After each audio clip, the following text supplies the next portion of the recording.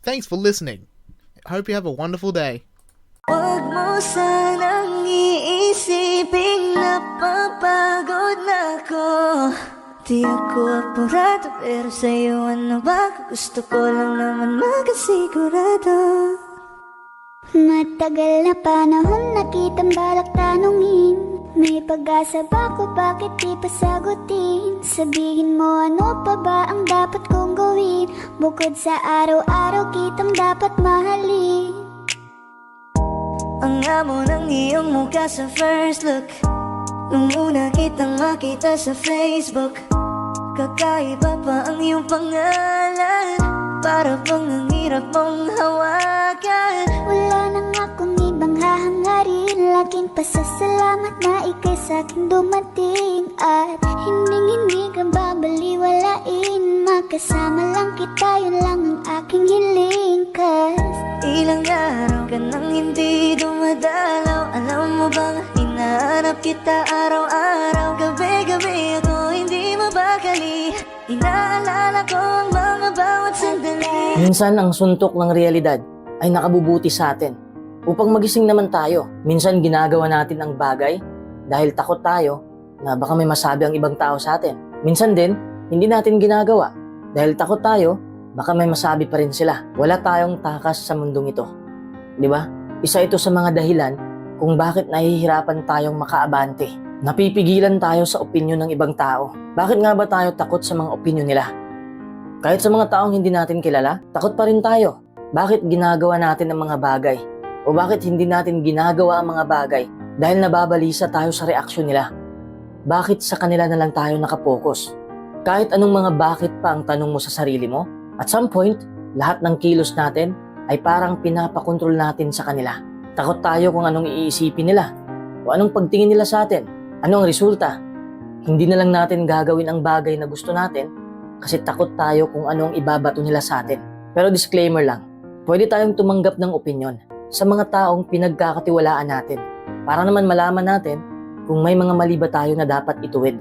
Pakinggan natin ang mga opinyon na magtutulak sa atin pataas. Kaya nagpapasalamat ako sa mga kaibigan ko na tumutulong sa akin sa oras na wala akong alam kung paano gawin ang isang bagay. Pero paano naman kung ang opinyon ay galing sa ibang tao? Lalo na kung galing sa mga taong negatibo. Yung mga opinyon na pambabastos na wala namang dahilan para gawin yon. Paano kung ang opinyon ay galing sa katrabaho mo, kaklase mo, pero wala namang kabuluhan? Tatanggapin mo ba dahil lang palagi kayong nagsasama sa iisang lugar? Dito ka malalamon nila. Lalong-lalo na kung wala kang sapat na kumpiyansa sa sarili mo. Lalaitin ka ng mga tao. Uhusgahan nila ang pagkatao mo. Babatuhin ka nila ng mga salitang may lason. Ito pa ang mapait at masakit na katotohanan.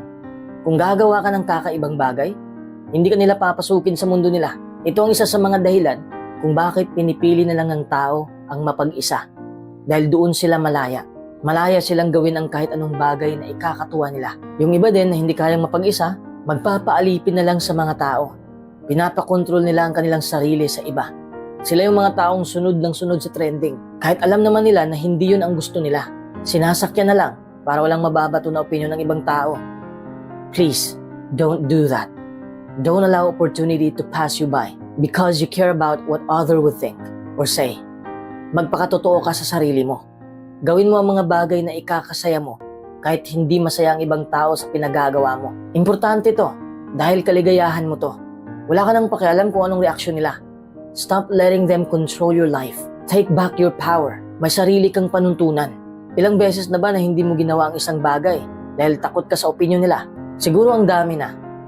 Matanda ka na ngayon. May kaalaman ka na sa buhay. Dapat immune ka na sa mga negatibong salita ng ibang tao. Sa mundo natin, ang daming tao ang nagbabahagi ng negatibong opinyon. Kahit walang alam sa buong storya, nakabase na lang sila sa pisikal. Kapag may krimen na nangyari, kapag pangit, suspect na kagad. Kapag mayaman, ang hirap hulihin. Ganito na kalala ang mundo natin. Nakabase tayo sa panlabas na bagay. Lahat tayo ay may opinyon. At halos lahat ng opinyong yon ay negatibo. Kahit sa social media, ang mga tao ay nagpapaabot ng kanilang opinyon sa taong hindi naman nila kilala. The pool of negativity has grown larger and deeper. Kaya oras na para itigil na natin ang ganitong pag-iisip. Kaya ngayon ay may 7 gabay tayo upang mawala ang ating pake sa negatibong opinyon ng ibang tao. Para mamuhay naman tayo ng payapa. Number 1, hindi mo sila makukontrol. Ito ang tandaan mo. Hindi mo sila makukontrol. Hindi mo sila mapapatigil. Magpakabait ka man o magpakakontrabida ka, titirahin ka pa rin nila. Pero ito pa ang tandaan mo. Ang negatibong komento nila ay refleksyon din ng kanilang pagkatao. Dito mo malalaman kung anong klaseng tao ang kinakaharap mo. Kahit na positibo na ang ibinahagi ko sa aking website at YouTube, may negative comments pa rin ako natatanggap. At hindi ko yun makukontrol kasi hindi ko hawak ang buhay nila. Hindi ko kontrolado ang bawat kilos nila. Hindi lang sa akin ito nangyari. Lahat tayo ay nakakaranas ng ganito sa iba't ibang paraan. People say cruel things about you. People say false comments about you. And they criticize you for many things regarding the way you look. Ang masakit pa, sila yung mga tao na hindi mo gaanong kilala o hindi mo talaga kilala. Pero alam mo, ang dahilan kung bakit sila ganyan ay dahil namumuhay sila sa pangit na mundo. Sa mundong walang kaligayahan. Kasi kung iisipin lang natin, may masayahing tao ba ang naglala ng oras, kakabato ng negatibong salita sa kapwa-tao? Wala. Kapag masaya ka sa buhay, kasiyahan din ang gusto mong maibahagi sa iba. Dito ko napagtanto na ang salitang binitawan nila ay refleksyon ng kanilang tunay na pagkatao. Hindi ito tungkol sa pagkatao mo. Oo, masasaktan ka. Pero isipin mo lang na hindi mo sila mapipigilan. Nakakalungkot isipin na ang ibang tao ay walang ibang magawa sa buhay, kundi ang manghihila ng kapwa nila. Kaya ngayon, kung may naririnig kang negatibong opinyon galing sa ibang tao, huwag kang mag-focus sa opinyon na yon. Mag-focus ka lang sa ginagawa mo. Dahil ikaw lang ang nakakaalam kung ano ang maidudulot nito sa'yo. Huwag kang magalit. Huwag kang malungkot. Huwag mong hayaang makapasok ang negatibong opinyon sa puso mo. Nakakaawa talaga sila. Kasi biruin mo, maikli lang ang buhay natin para gawin ang mga bagay na hindi importante. It's unfortunate that some people have nothing better to do than try to tear others down. Number 2, huwag kang matakot maging iba. Magpakatotoo ka. Huwag mong baguhin ang sarili mo para lang masakyan mo ang trip nila. Huwag mong itaboy ang tunay mong pagkatao. Huwag mong isuot ang balat na napulot mo lang sa daan. Ginawa ko ang aking website at YouTube channel na ito dahil gusto kong makatulong. Isa din ako sa mga taong natamaan ng depresyon, pagkabalisa, pag-aalala, labis na pag-iisip. Palagi akong nagbabasa ng mga libro. Malaki ang impact sa buhay ko ang pagbabasa. At kung ano yung natutunan ko mula sa mga librong yon, ay ibinahagi ko sa inyo. Dahil gusto kong tumatag pa kayo lalo. My goal is to be honest and transparent. Because this is the only way to truly connect with people. Kung bubuksan mo ang sarili mo, ibig sabihin na pinapalaya mo ang tunay mong damdamin. Para bang sinasabi mo na wala na akong pakialam sa opinion ninyo.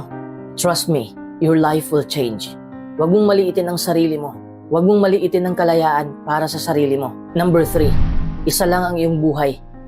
When I was 23, na-aksidente ang kaibigan ko. Bago siya namatay dahil sa brain damage, sabi niya sa akin, sana ginawa ko ang lahat ng gusto ko. That's the biggest life lesson I've ever learned in my whole life.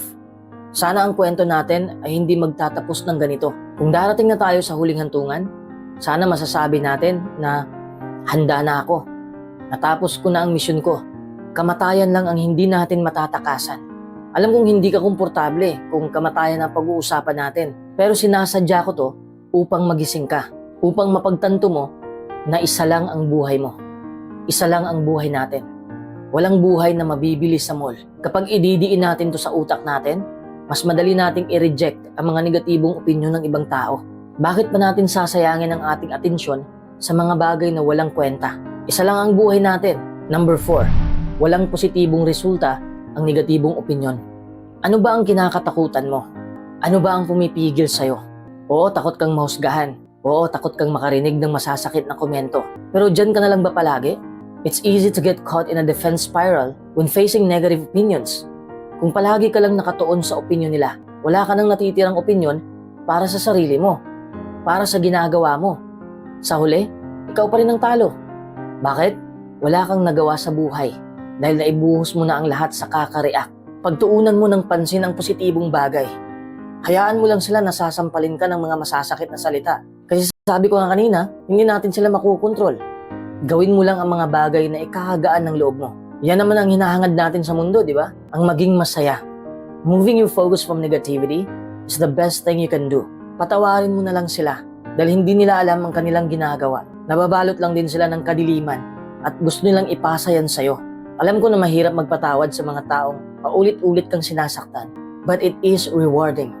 Pinatawad mo sila dahil naunawaan mo na ginawa nila ito dahil may problema sila sa buhay. Ang negatibong opinyon ay bahagi ng realidad na kailangan nating harapin.